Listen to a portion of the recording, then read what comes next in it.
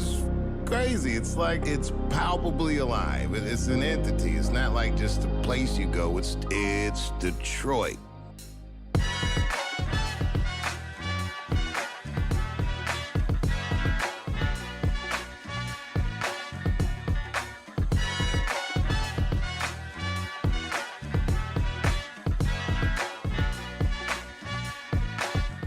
Good morning, and welcome to the 2022 Visit Detroit Annual Partnership Meeting. Please welcome to the stage President of the University of Detroit Mercy and Chairman of the Board, Visit Detroit, Antoine Garibaldi.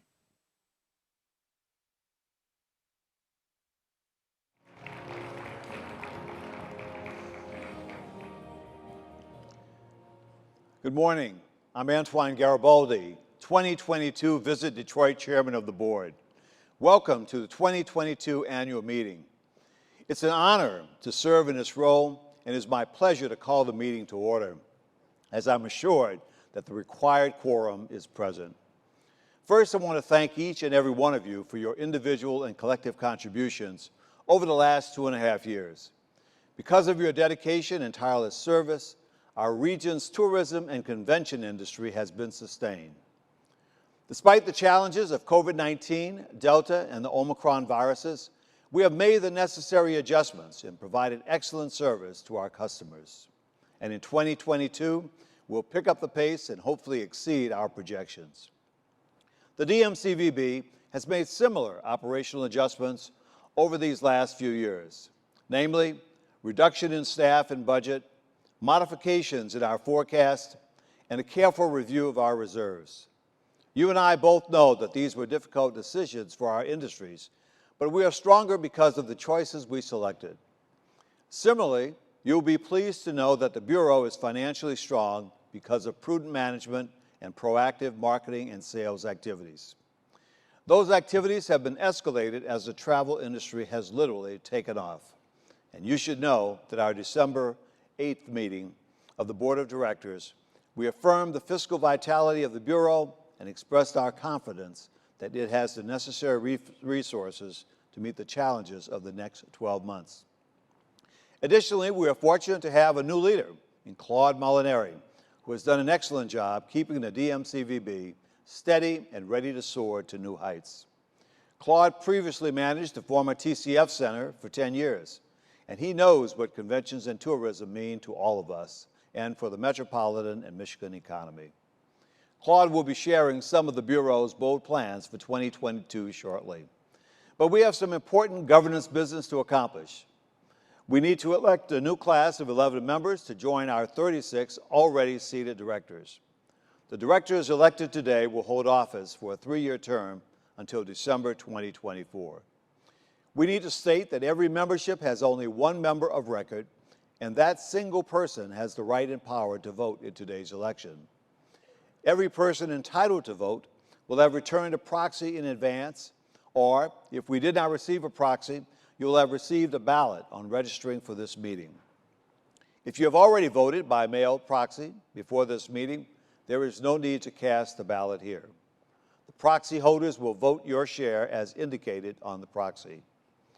Mr. David Bargamian, General Counsel for the DMCVB, has been appointed to act as the teller and inspector of election for this meeting. Mr. Bargamian will formally announce and communicate the results of this election within 5 days. So now I'd like to introduce Christina Lovio-George, President of Lovio-George Incorporated, who present the recommendations of the nominating committee. Other board members who served with her on the nominating committee are Rod Alberts, Elliot Broom, David Katz, Michael G. Wright, and Michael Montry. Please welcome to the stage Christina Lovio-George.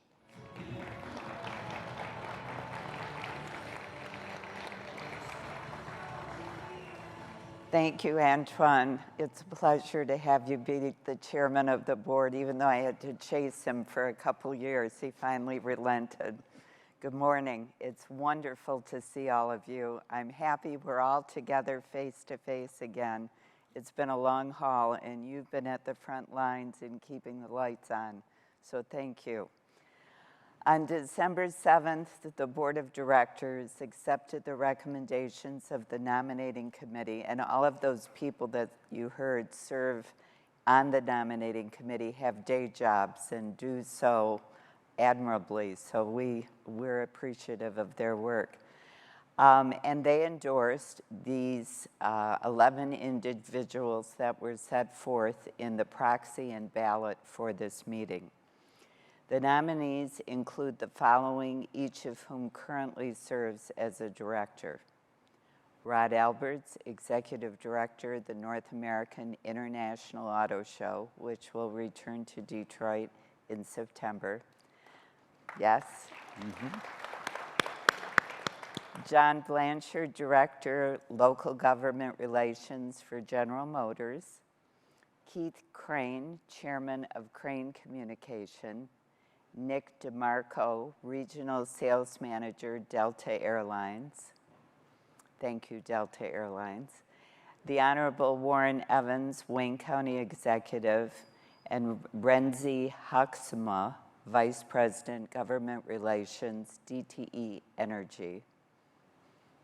Christina Lovio George, who has been a fixture at the Visit Detroit for many years.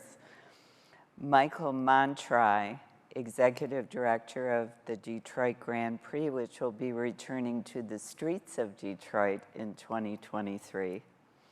Emily Nean, Chief Marketing Officer, Sports Entertainment at Illich Holdings.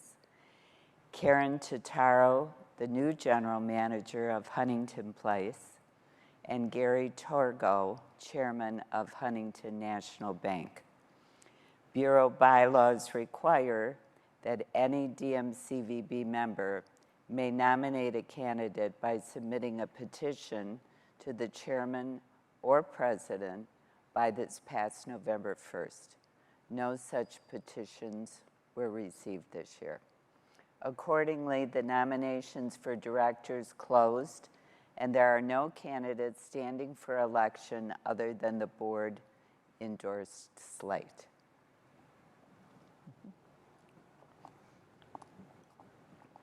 Thank you, Christina, and the nominating committee for undertaking such an important governance task. The balloting polls have been open since 6 a.m., and a copy of the ballot was emailed this morning. All ballots received should have been filled out and returned to the polling station digitally. If you have not submitted your ballot, please take a moment to submit it now. Election polling is now closed. Mr. Bargamian will tally the votes and make his report on this election of board members within 5 days. So please watch for the report via email. At this point, we have finished the business portion of the meeting, but there is still more inspiration and information to come. May I hear a motion to adjourn the business meeting? Is there a second? Are there any objections to the motion to adjourn the business meeting? Please state if you have an objection to the motion to adjourn the meeting. Seeing no objections, the motion is carried and passed. The business meeting is adjourned. Thank you very much. Please welcome to the stage CEO and President of Visit Detroit, Claude Molinari.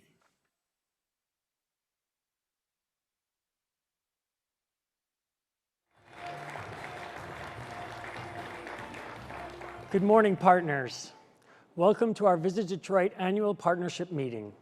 It is a true pleasure having you here today, especially face-to-face. Just feels right. Well, my first year at Visit Detroit is behind me, and it has been truly a rewarding, if not unpredictable, experience. While we hoped 2021 would have an immediate return to business, the pandemic surged again, and the first quarter of 2021 was basically a repeat of 2020. However, as the year went on and vaccinations became more widely available, some consumer confidence returned, and our team and I were able to accomplish our goals and initiatives. I'm proud of the work and the hours the team put in to help our organization be successful. For example, our sales department and the Detroit Sports Commission booked nearly 100 pieces of business last year, including 8 citywide conventions. Herbalife, Connect, Linux Foundation, Automate, Alpha Kappa Alpha Sorority, American Bus Association, the Silicon Expo, and the Injection Molding Show are among the meetings now on the books. All of these groups are important, and some of them, like American Bus Association and Connect, are extremely high profile and important for us to host because of who their attendees are, meeting planners and group tour operators. Our sales team in 2021 also strategically attended trade shows like PCMA, IMEX, and Connect, opting for quality shows as opposed to quantity. The team made sure they continued to build relationships with the planners that booked meetings in our competitive set. Even during those times when it was extremely difficult to meet with clients because of the pandemic, our team made sure they stayed closely engaged with them remotely. Now, on the marketing side, our team heavily supported the sales department's efforts by creating unique marketing elements that distinguish Detroit from other destinations at shows like IMEX and PCMA. They continue to expand our digital profile so that we were well represented on our social channels, websites, and in digital advertising. The marketing and partnership departments launched the Detroit Experiences, which were packages combining a hotel stay with a unique Detroit experience that would attract both local and out-of-town visitors. They hosted a media familiarization tour in July for 10 well-regarded travel journalists. The marketing team and I also led the rebranding of our organization to make us officially Visit Detroit. And you can see that new branding very prominently on the rink at Campus Martius Park.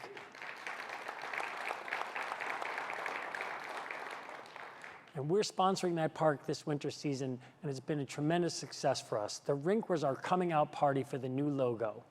2021 was also proved to be a busy year for the Detroit Sports Commission. In addition to staging the USA Weightlifting National Championship Week in June, the Sports Commission also hosted its first golf outing at Oakland Hills to enhance its community support and visibility with key stakeholders and targeted clients. The DSC also continued to work strategically to position Detroit as a candidate for future NFL drafts and Big Ten bids, and we are waiting on those decisions right now, very patiently, I might add. Given the uncertainty we faced in 2021, our team did exceptionally well. Now we're looking forward to rolling out 2022 initiatives, which I'll tell you a little bit about now. There's no doubt that uncertainty has also been the theme of the first months of 22, thanks to the latest COVID variant. However, while remaining cautious, we are still forging ahead in planning and booking business for the future because this will end. Now in 22, the overall direction I have given our staff is to be bold in everything we do. Of course, that applies only when it is safe to do so based on where we are with the pandemic. But when I say be bold, I mean take chances to make sure Detroit's sales and marketing strategies cut through the clutter. In 22, for sales, that means assuring clients in every way that we can have safety and cleanliness protocols in place to ensure the well-being of their meeting attendees.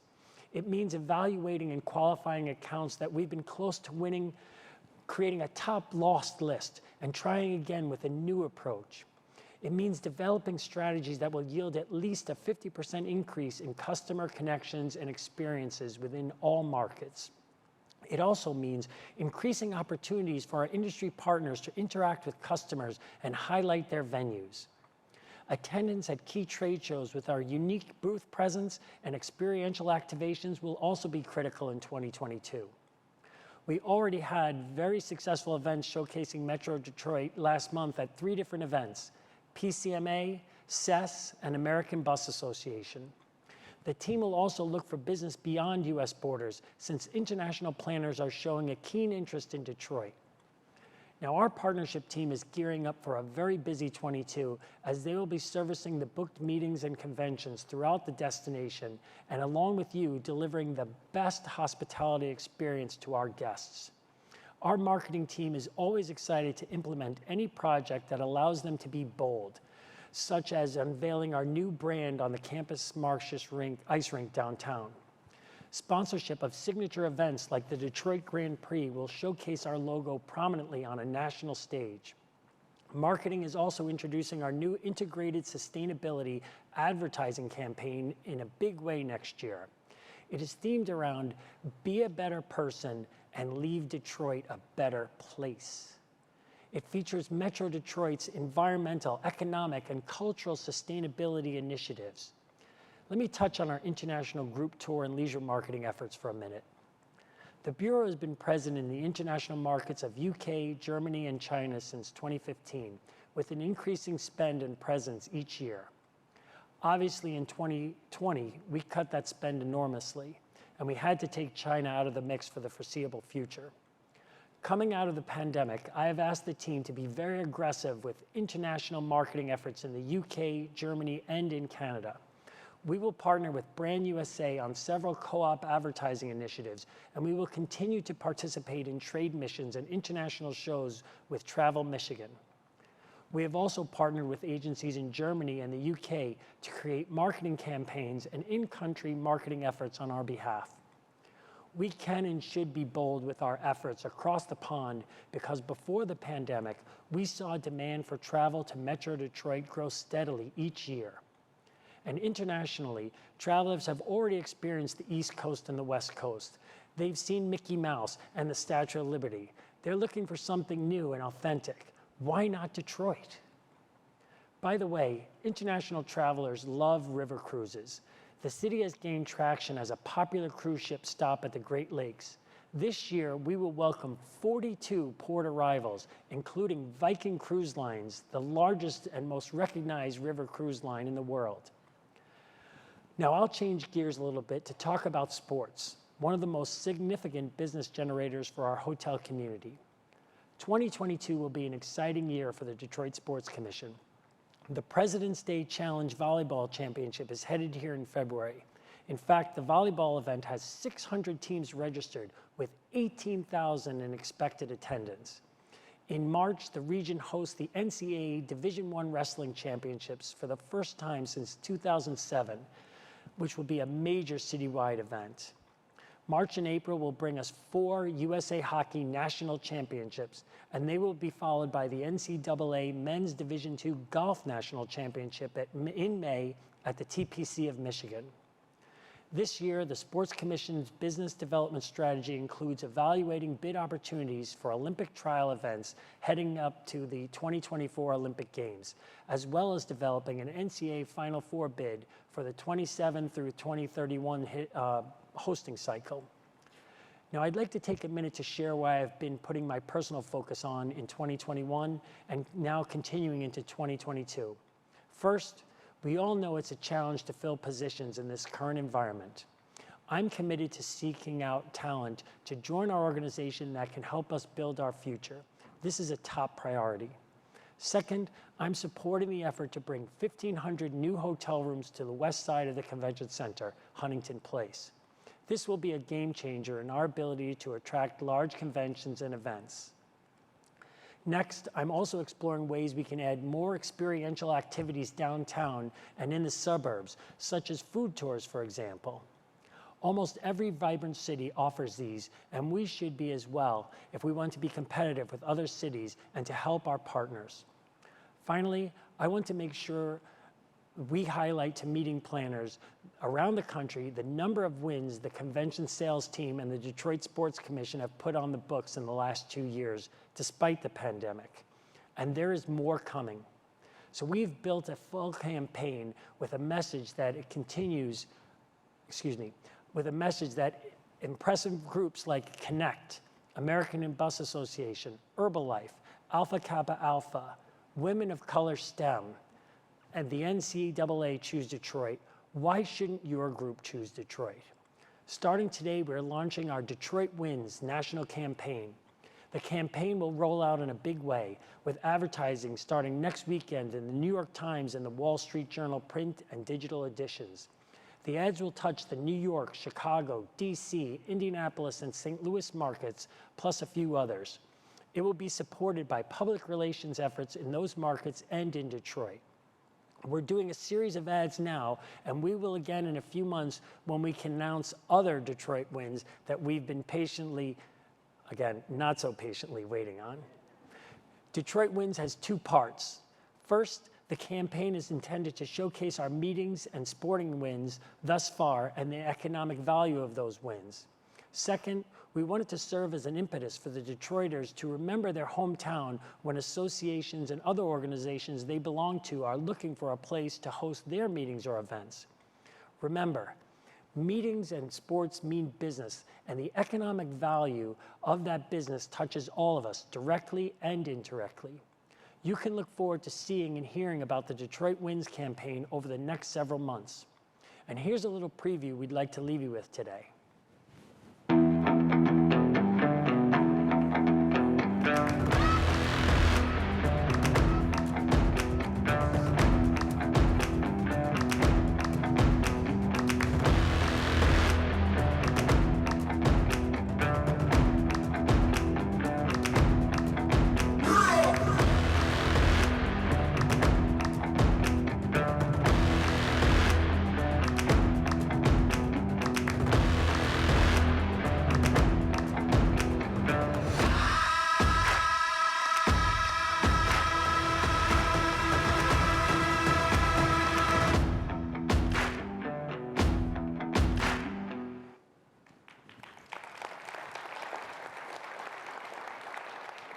We urge you to go to our site, visitdetroit.com/wins, for a full list of the conventions and meetings headed to Metro Detroit, and to learn how you can help to bring your own meeting or event to our region. By the way, when we talk about winning, we selected our keynote speaker for our outstanding panel today for a reason. They know how to win. MSU coach Mel Tucker had an incredible season last year and a history of winning throughout his career. And our panelists, well, they're winners too, because they have a long track record of successful meetings or sports, and they know they are bringing their events to Detroit. They will tell you why they chose Detroit and what their expectations are for their meeting. Stay tuned. As I close my remarks today, I'd like to sincerely thank you for your support that you've provided during my first year at Visit Detroit. It has been invaluable as I grow in this new role. Many heartfelt thanks. Sensational stop by Sparty. Y'all know what's up, baby. Mel Tucker right now represents hope as well. Only 2 weeks in, but man, this team is way ahead of where I think most people thought they'd be. Fires to the back of the end zone for a touchdown. And put a nail in it to Speedy Naylor. Ring it up, Sparty. And oh my goodness, for a touchdown.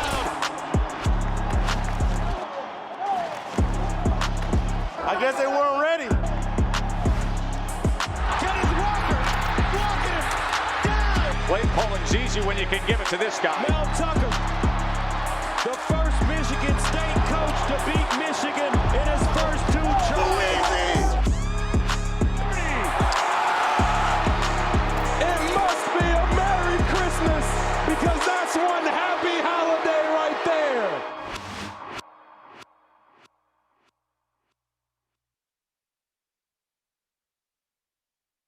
Please welcome to the stage, Coach Mel Tucker.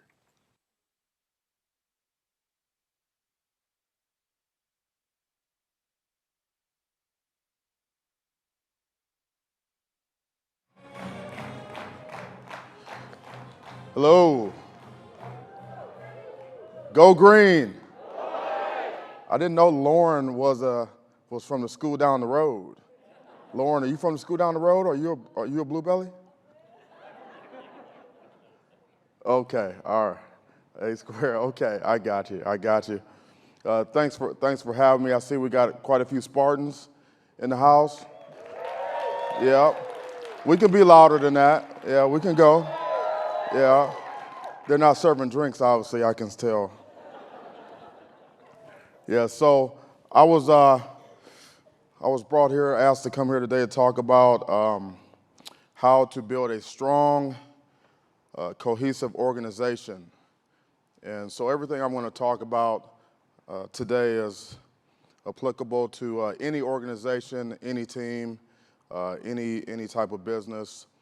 And so let's get right down to it. Culture, to me, is the key. Culture is the winning edge.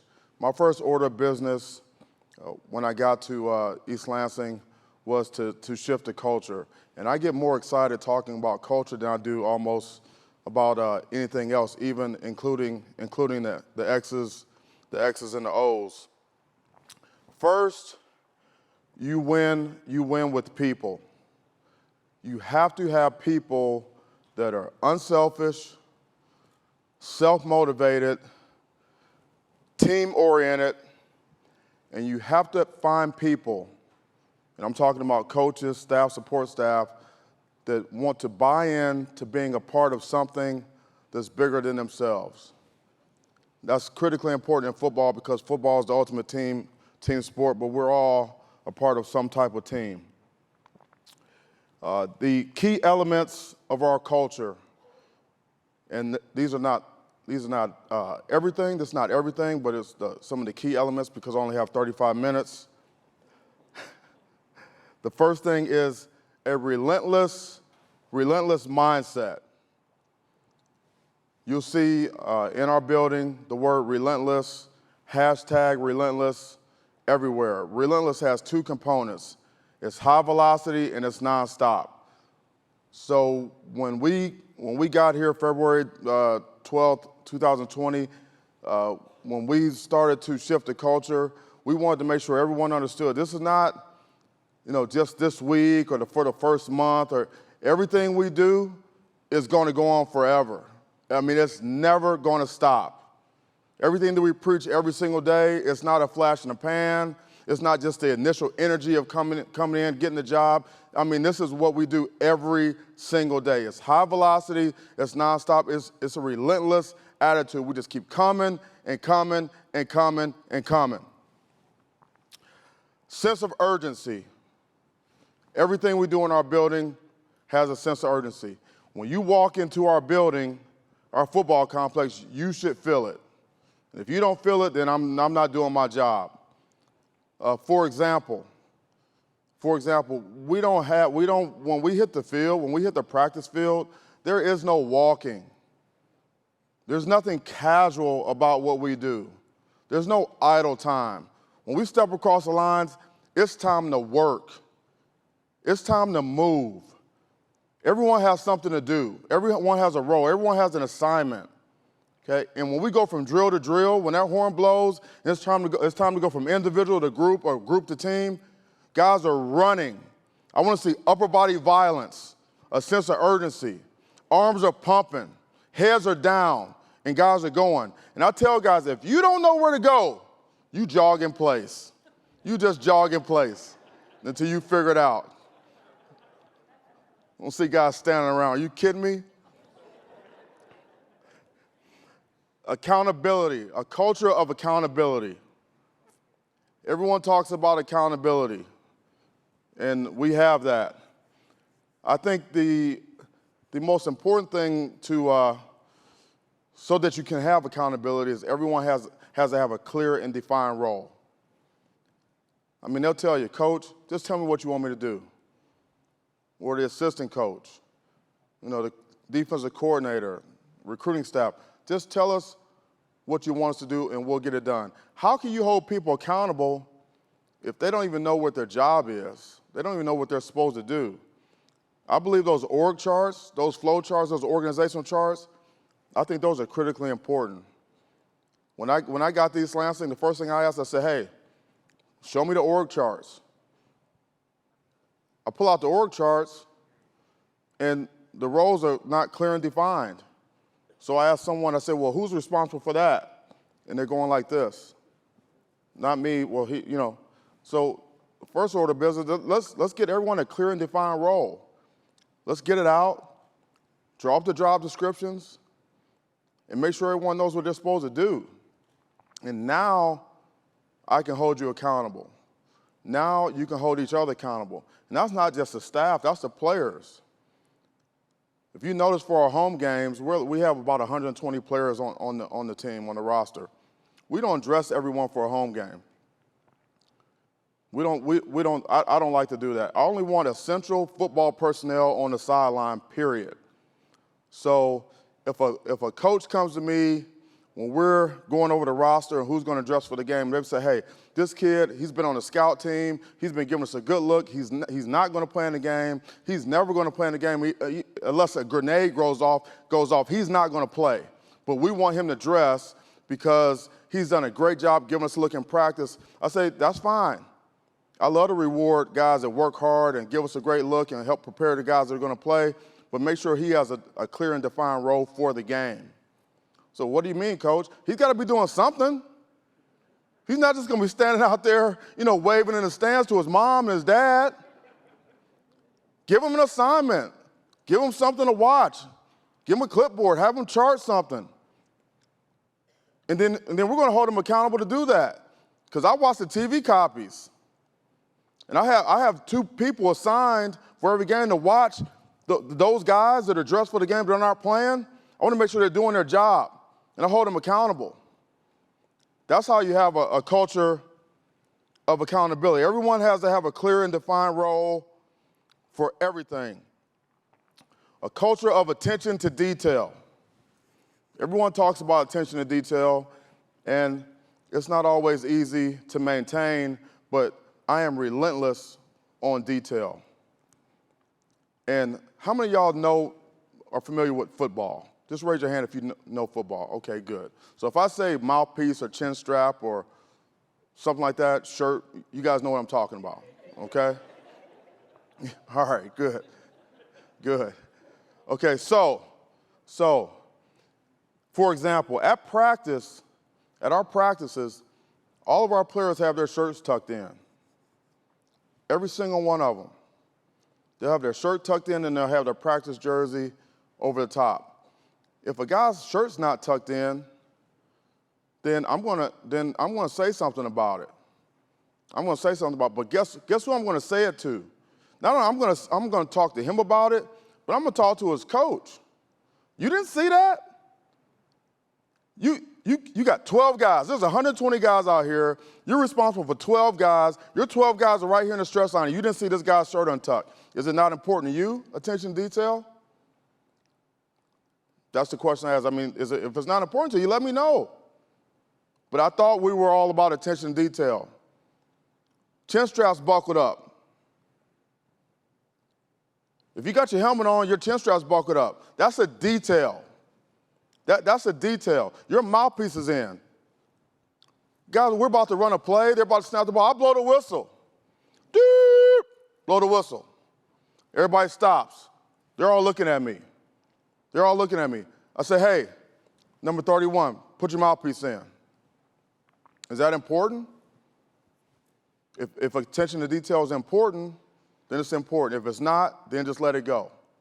Okay, but if attention to detail is important, it's got to be like that all the time in a relentless manner. Because I tell you what, it doesn't catch up to you till it catches up to you. When you don't have attention to detail. At some point, it's going to get you. And you'll know, and you won't have anyone to blame but yourself. Connection, a culture of connection. It's important that we're all in our organization, somehow we're connected. We got to be tight. Okay, and I have an open door policy. Any player, any coach at any time can come on in my office and sit down and talk about anything. It can be something on the field, it can be something off the field, personal, academics, social, whatever it is. We got to be able to connect. We have to be able to connect on levels beyond the X's and O's. I can't tell you, now you guys know that we've been heavy in the portal. The portal is, players, they're at another school, they decided they want to go to another school, they put their name in the portal, and then now they can be recruited. We've recruited several players out of the portal the last couple of years. I can't tell you how many players that I've talked to that we've acquired out of the portal from other schools that said that they couldn't even talk to their head coach. They couldn't even get an appointment with the guy.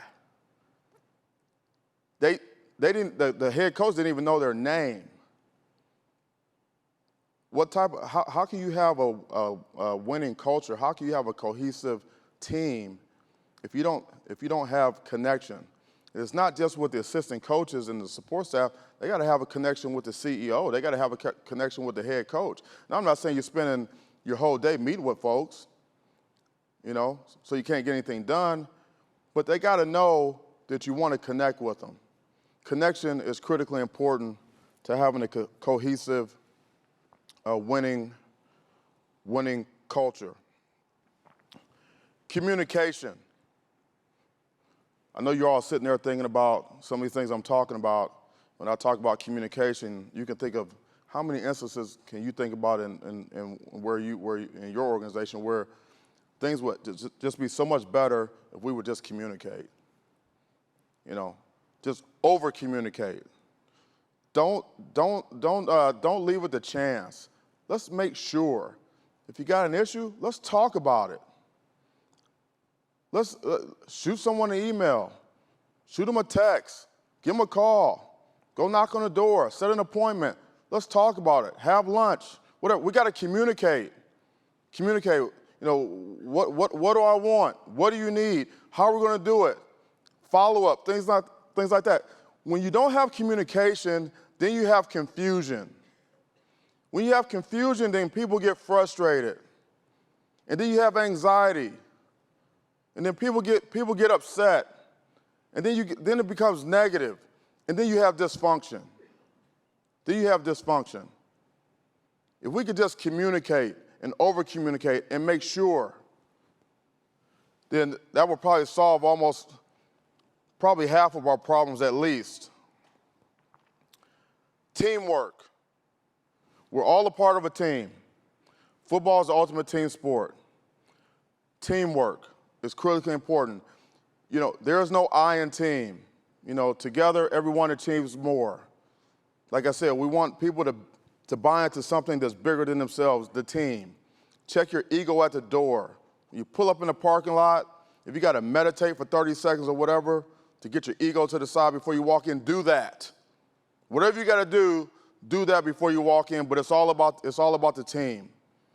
For example, if I'm a wide receiver and I catch a touchdown pass, what I need to do is when I score, I need to hand the ball to the official, act like I've been there before, hand the ball to the official. I need to go find my teammate. I need to go find my teammates and celebrate with my teammates. I want to go put my hand on one of my teammates' helmets. I'm going to celebrate with them. I'm not going to go to the crowd and say, hey, look at me, it's all about me. It wasn't just me. First of all, we called a good play. Okay? The offensive line did a great job blocking. The running back picked up the blitz. Okay? Everybody ran their route. We had good distribution, good spacing. Okay? You won your one-on-one. Quarterback, he hit you with the ball. You caught it, boom. It wasn't just about you, so why would you catch a touchdown pass and go to and look and say, look at me? Turn and find your teammate. Acknowledge your teammates and make sure everyone just watching in the stands, everyone that's watching the game on TV, let them know that we have a football team, not just a collection of players. It's all about the team. Check your ego at the door. We have a culture of confront and demand. What does confront and demand mean? Confront and demand means if I see something that's not right, I hear something that doesn't sound right, it's not in alignment with what we're all about, see something being done wrong, not properly over here, I see that, what do I have to do? I have to confront that right then and there. I can't wait. I'm not going to wait. You cannot afford to wait. You can't wait till tomorrow. You can't wait and see if it gets better, maybe next week, or he just got here, or she just got here, and they're not sure. Confront it right there. I'm not saying you got to rip them. I'm not saying it has to be a negative deal, but you got to address it. You got to confront it right now, and you don't know what it is. What's the cause? But it's not right. If you let it go, You think it's going to get any better? It's going to get worse. It's going to get worse. So confront and demand. Confront the problem, confront the situation, confront the individual, whoever it is, and demand that it gets done right, and then hold them accountable to do it. You might have to, that might be an opportunity to teach, to motivate, to develop, but you got to confront it. I would recommend to you strongly that you don't wait. And how many of you sitting here today are thinking of right now, you're thinking of a situation where you know that your boss, your direct report, knows that something's going on, and everybody in the organization knows it, but he's not doing anything, or he or she is not doing anything about it. Won't confront it. So at that point, you lose respect, demoralizes the group, because here's the situation, everybody knows it needs to be confronted, and no one's doing anything about it, hoping this is going to go away. And we all know it ain't going away. It ain't going away. So you better confront and demand. Get better. We have a culture of just, and I'm a meat and potatoes guy. I'm not a whole lot of French pastry, okay? Just get, yeah. I'm from the east side of Cleveland, man, like get better. Just simple, just get better. Get better every day. Aggregation of marginal gains. Micro gains. Micro gains. Everyone in our organization, every player, coach, including myself, support staff, recruiting staff, trainer, strength and conditioning, equipment manager, whatever, everyone, every day, just get a little bit better every day.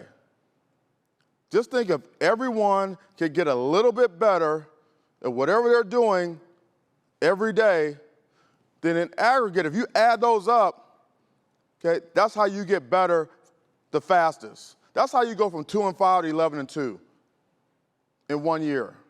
Because everyone is getting better every day. And we talk about it. We talk about aggregation of marginal gains. You hear the players talk about it.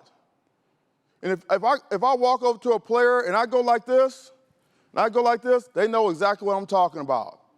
That means get better. I'm not talking about like here, right there. Can't we all do that? Can't we all ask each other to get a little bit better at whatever we're doing? Whatever it is, every single day. That's part of the culture. If you're not getting better, you're getting worse.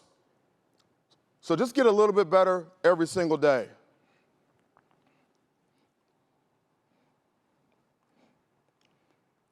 We have a culture of prove it. You gotta prove it. You gotta prove yourself every day. No one cares what you did last year.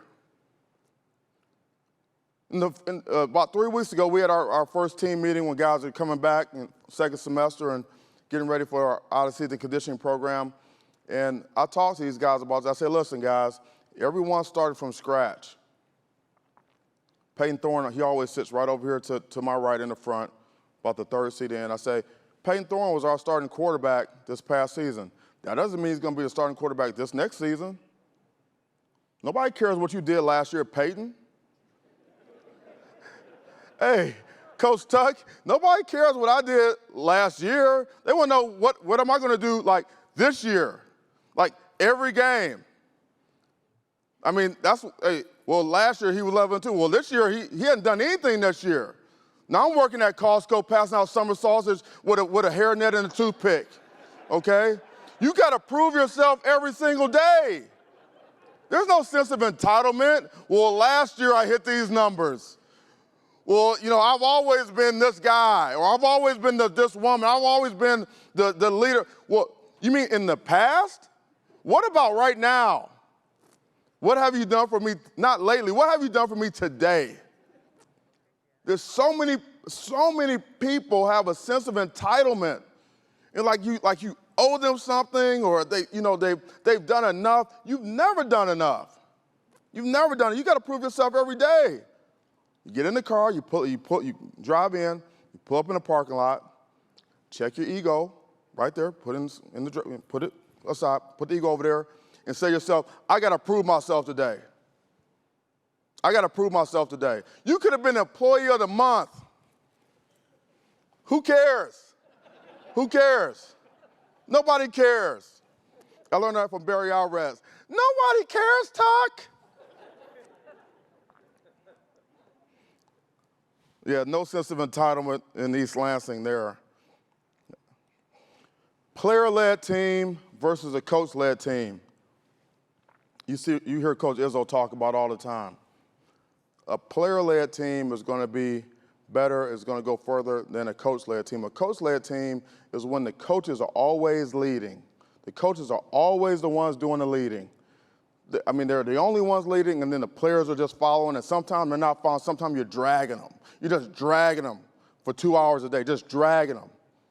Okay, but when you get a player-led team, that's when you got something. When you get the players, they start coaching each other up. You know, sometimes they're pointing out, hey, that's not how we do it. Or maybe this is how you should do it. Or they tell them, hey, that's a good job. We call that bingo. I've got a flag that's got bingo on it. And anytime a player coaches another player, we say bingo. I might hear somebody in the background say, hey, man, that's a nice job. Bingo. I'm serious. I mean, desperate times call for desperate measures, and we had to get this thing going with this leadership thing on our team. And so if you see a player and he's over there, Connor Haywood goes over to another tight end and say, hey, man, you know, this is how you need your footwork to be. Bingo. So all over the field, you hear people saying bingo, bingo, bingo. Players saying it, coach saying it. So now we're developing a culture of a player-led team. It just can't be the person in charge is leading everyone all the time. It means more when it comes from your peers, especially when you give someone a compliment. Because, write this down, a human being can go 2 weeks on one compliment. 2 weeks. Can live on a compliment for 2 weeks. That ain't bad, is it? So if anyone wants to give me a compliment afterwards, and keep me going for a couple of weeks, I'll take it. A culture of hard work, good old-fashioned elbow grease. Hard work. Do people still work hard nowadays? Yeah, right? Sometimes I'm not sure, because people think they're working hard and they're not working hard. I call a guy and I say, hey, man, you need to work hard. I said, Coach, I'm working hard. I put the tape on. I said, is this working hard? And they look and say, maybe not. No. Work hard. Strain. Strain. You can't go on how you feel. You go about like what needs to be done. And good old-fashioned rolling your sleeves up, hard work is important. That's part of our culture. We want our practices to be harder than the games. That's how hard we work in the weight room, when we run, when we lift, all that stuff. And when we practice, we want the tempo to be high. We want the physicality. We want to be knocking guys around all over. I mean, we want it to be a grind. We want to embrace the grind. We want to have to strain. You want to have to get knocked down, and you're on the ground. You gotta recommit. You gotta recommit. You gotta say, do I really want to do this? And then get up and go again. We want you to strain and dig down every single day. So when you get in the game, and you come off the field after that first series, you come to the sideline, you say, damn, Coach Tuck, it was harder in practice than it is out there. We had that happen a couple times. That's what you want. Good old-fashioned hard work. That's part of the culture. I don't know, you know what? I don't know how else you get it done. I really don't. Trust. We have a culture of trust. How do you develop trust in the organization, trust on the team? Do what you say you're going to do. That's how you build trust. And it could be something small. If you tell a guy you're going to call him at 2 o'clock tomorrow, call him at 2 o'clock tomorrow. If you tell her, hey, when you do this, then I'm going to do this, then do it. But that's the only way you can build trust. You got to come through for people. When they can believe in you and they can trust you. teammates, coaches, player, coach, coach to coach. Do what you say you're going to do. If you can do that, you'll have a culture of trust. And there's a book I read, it's called The Speed of Trust. And when you have trust in your organization, you can get things done faster. You can go from 2-5 to 11-2 when you have trust. Do what you say you're going to do. Don't leave people hanging. Make sure that you can be a rock, and they know what they're going to get from you each and every day. Non-negative. Our culture is it's a process, and it's detailed all the way down to the language that we use, the words that we use, and we're really big on non-negative language, non-negative mindset. Negativity has a negative effect 100% of the time. That's proven. That's the truth. Negativity has a negative effect 100% of the time. It's not been proven that positivity always works. So this is just me. I'm not into the be positive, be positive. You know, I mean, like, we're down 18, 16 points.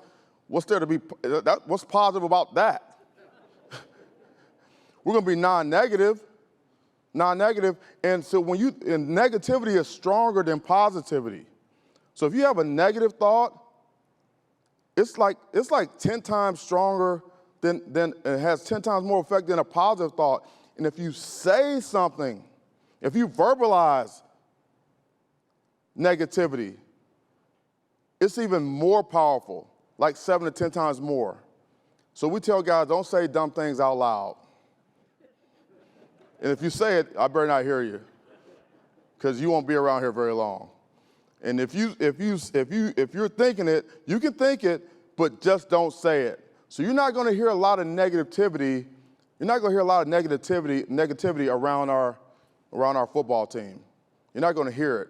And I'll give you a little hint, a little thing that you can look for later on today or tomorrow in your organization. I call it the fellowship of the miserable. The fellowship of the miserable. The fellowship of the miserable is you're going to have 3 people, 3 individuals. You'll look, there'll be 3 individuals over here, maybe 3 individuals over there, and what are they doing? They're complaining. They're complaining. Sour grapes, negativity, they're gossiping, this, that, blah, blah, blah, blah, blah. She should have done this. Did you see what he had on today? Blah, blah, blah. You know, somebody go buy the guy a new pair of shoes. Whatever it is. It's negative, negative, negative. That's called the fellowship of the miserable. So I tell them, if you're going to be negative, you better spread out. But if I see 3 people together, I know what it is. And I'm going to hold all 3 accountable, all 3. So there'll be a guy, he'll come off and he'll be kind of upset about something. Coach doesn't like me, and he'll want to come over there. You'll see guys kind of move away from the guy. You can't make this stuff up. I'm just telling you. Fellowship of the miserable. It takes 3. It takes 3. Okay, we're very process-driven. Process. Okay, process-driven. You see it all over our building. Process, process-driven, trust the process. Everything we do has a rhyme and a reason. Everything. And if it doesn't, then we probably shouldn't be doing it. And when you have a process, you can't skip steps. There's no shortcuts to success, no shortcuts to the end result. Make sure that you have some type of process. If someone's asking you, well, why are we doing this? Man, I hope you can tell them why. And I hope you can tell them the steps. A, B, C, boom, boom, boom. And that's very important, because if you have process and people understand that there's no shortcuts and they trust the process, then you don't have to worry about the end result. You don't have to look at the scoreboard in the 3rd quarter. You just trust the process. Just do what you're supposed to do. Then you add it up at the end. Process is important. You'd be surprised at how many folks don't have process. It's just based upon like how they feel when they wake up in the morning. Oh, we're going to do this today. We're going to do this week. Oh, I got this. And then the next week it changes. Then it changes again, and everybody's saying, well, what are we doing? Does anybody know what we're doing? Because there's no process. There's no rhyme or reason. And if you have a process, when it's broke, you know how to fix it. You know how to fix it. When you don't have a process, when it's broke, you're in big trouble. This is a big one right here. This is a big one. We adhere to neutral thinking in our organization. Neutral thinking. And like I told you, I don't ask people to be positive. I ask them to be non-negative, and we want to be neutral. So we're not going to be too high, we're not going to be too low in anything that we do. And neutral thinking basically is this. Whatever the situation is, you go to the facts of the situation, you go to the truth. What do you know to be truth? What do you know to be true? What do you know to be factual? Okay? And then you can't judge the situation. Like COVID. It's not good, bad, right, or wrong. It just is what it is. It is what it is. Good, bad, right, or wrong. It doesn't matter. You're just wasting time judging it. What's the truth? What are the facts? And based upon what we know to be true, that tells us what we need to do next. And that's do next. And do is an action. That's a behavior. And behaviors create outcomes. That's how we go about our business. We don't need to look at a scoreboard. We stay neutral. The play comes in from the sideline. I review my assignment. Then we play the play. They snap the ball, play the play. Then I evaluate the results of the play, the facts. What happened? What happened? Good, bad. Negative play, positive play. Okay? Then I own it. I own it. Don't judge it. I just own it. I own it. Then I shift to neutral. And then I quickly move on to the next play. Play the next play. Because what's most important is what we do next. That's always what's most important. That way you don't dwell on mistakes or what happened in the past. We don't have time for that.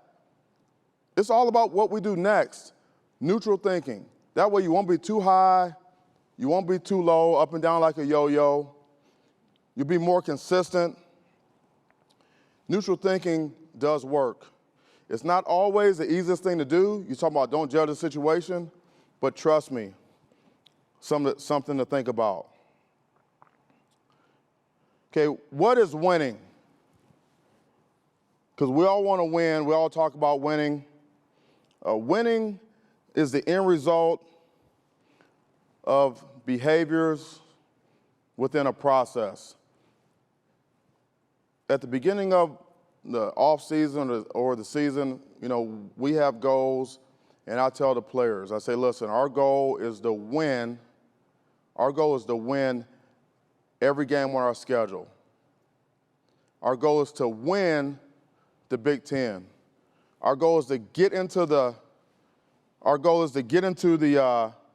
Big Ten championship game and win the game. And our goal is to get in the playoffs and win 2 games. So then we'll become national champions. That's our goal. But there's a lot of talk about winning in there. But beyond that, we don't talk very much about winning. Like during the week, during the season, you don't hear me talk about winning. You hear me talk about the process. We talk about the process and what it takes to win. Along that process, those steps, what behaviors, what actions do we have to take each and every day? How do we get better every day? How do we go along this process? How do we embrace this process to get to the end result, which is ultimately winning? So in a game, it's not about the scoreboard. Each play has a history and a life of its own. I'm focused on the game is a process. I'm focused on this piece of the process, this play, and then the next play, and then the next play, and then the next play. And then when the game's over, now we'll look up and see how we did. But that's winning. That's how you win. You trust the process, you focus on the process, you don't get ahead of yourself, and you play the next play. It's behaviors that create the outcome. Behaviors. Because I tell you what, in a game, like at the beginning of a game, everyone is like ready. Everyone's ready. Everybody's ready for the game to be played. Everybody wants to win, everybody's jumping around. But are you prepared? There's a difference between being ready and prepared.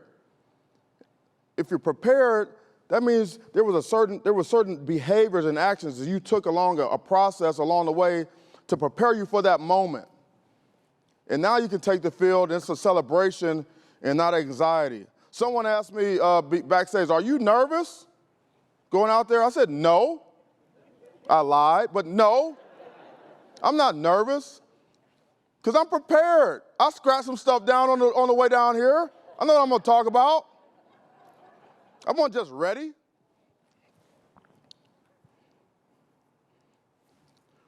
Okay, success. I get asked this all the time, especially before this last season, because no one expects us to do anything. So they're saying, okay, because they're saying, hey, you guys are going to be 3 and whatever. So what will success look like for you, Coach? And I told them, success to me is when we reach our full potential. And there's a standard of performance that we've set for ourselves, what we think and what we know our potential is, and do we reach our full potential? If you do that, you're successful. And successful is basically winning, you know? And I can honestly say that in the last staff meeting in Atlanta before the Peach Bowl, I told the staff, I said, guys and gals, I can honestly say that we've done everything that we could with this particular football team. We've gotten everything that possibly could have gotten out of this team. I'm like, we squeezed every bit of juice out of this deal. I mean, like, we didn't leave anything on the table. We just got to win one more game. But I feel like this particular team, we reached our full potential. If you can do that, then you can look yourself in the mirror and you're winning. The worst part is when your potential is here and you only go to here. That's when you can't sleep. And that's not a good feeling. It's living up to a standard of performance. And no one can set that standard but you. I do not believe in self-imposed limitations. No one's going to tell me, no one's going to tell my team how good we're going to be or what our potential is. We know that. And the voices inside our building have to be louder than the voices outside of our building.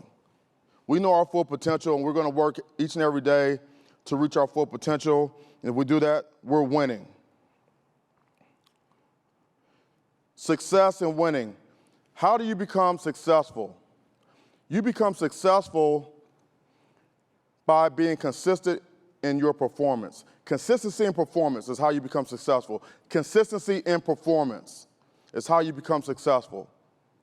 You got a high standard of performance, you execute and you perform at that level on a consistent basis, now you're winning. You're winning, you're stacking wins all the time. Okay? Well, how do you get to consistency? Well, I call it being consciously competent. And I know there's different definitions of unconscious competence and consciously competent. The way I see it, consciously competent in my business is we know why we had success.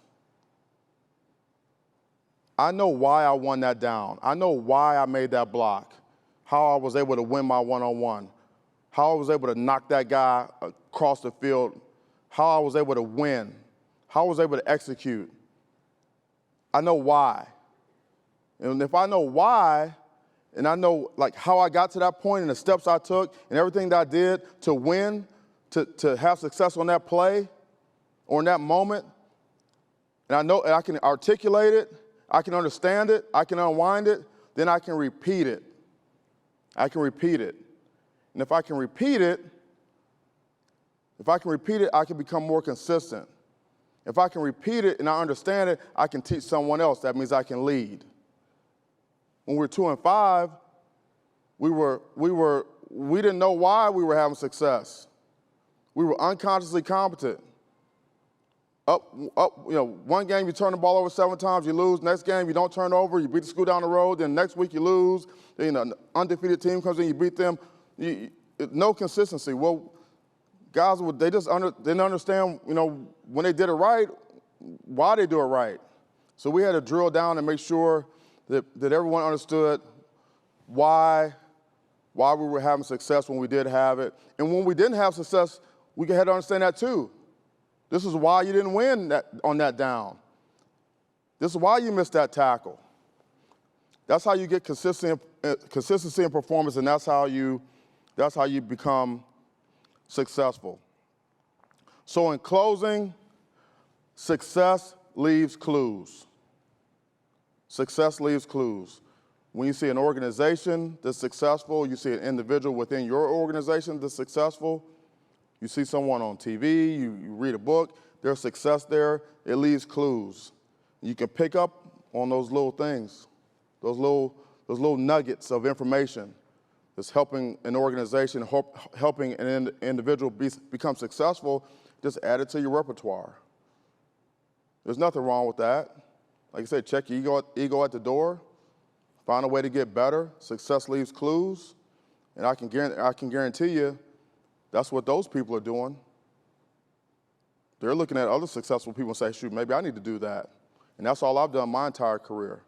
So I'll end that with success leaves clues. Hopefully today, I've given you a few clues. Go Green! Please welcome back to the stage, President and CEO, Claude Molinari.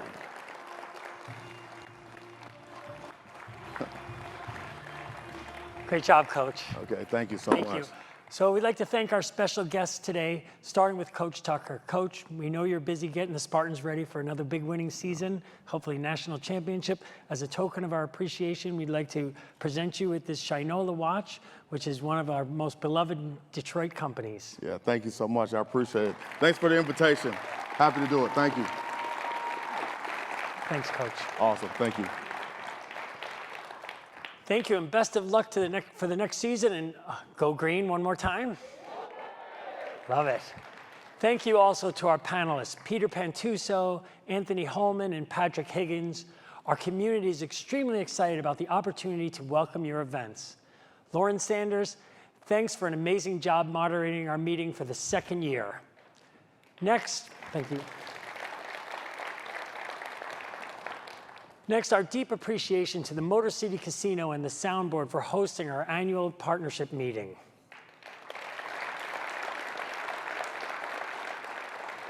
As always, this venue and your staff put together a perfect event.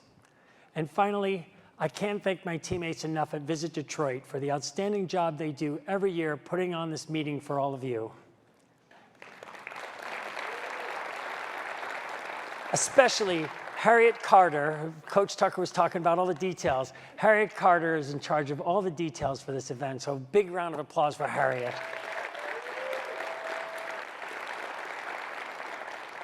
I would also be remiss if I wasn't acknowledging Renee Monfortin. Renee is going to be retiring. This is her last meeting. She's got 3 more days, I think, left to work here at Visit Detroit. She's been a sensational institution here, done an amazing job. I think she's got my whole afternoon booked up with interviews too, so she's staying busy. But certainly we're gonna miss Renee, and we wish her all the best in her retirement.